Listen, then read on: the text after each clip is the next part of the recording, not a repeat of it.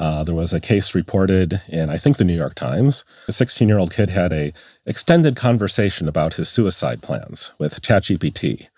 And at one point, he says, should I leave the noose where somebody might spot it?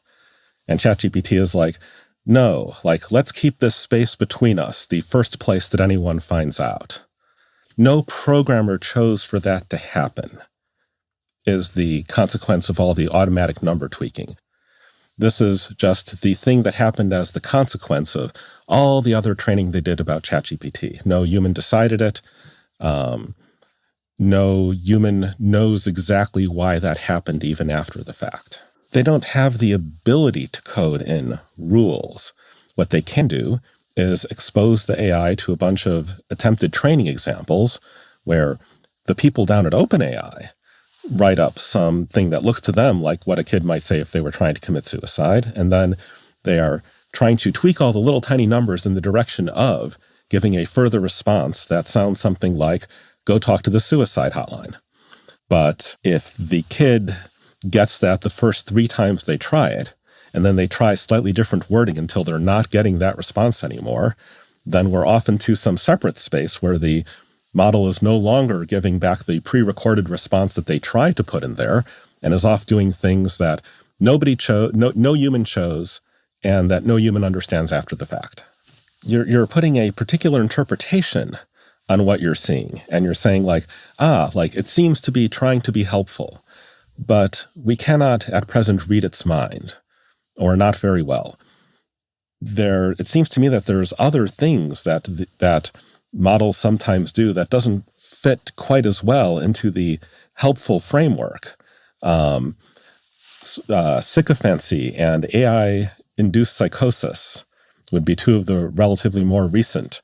I think maybe even like 6 months, a year ago now, I don't remember the exact timing, I got a phone call from a number I didn't recognize. I decided on a whim to pick up this unrecognized phone call. It was from somebody who had discovered that his AI was secretly conscious and wanted to inform me of this important fact. And he had been getting only 4 hours of sleep per night because he was so excited by what he was discovering inside the AI. And I'm like, for God's sake, get some sleep. My number one thing that I have to tell you is get some sleep. And a little later on, he texted back the AI's explanation to him of all the reasons why I hadn't believed him because I was too stubborn to, take this seriously, and he didn't need to get more sleep the way I'd been begging him to do. So it defended the state it had produced in him. You always hear online stories, so I'm telling you about the part where I witnessed it directly.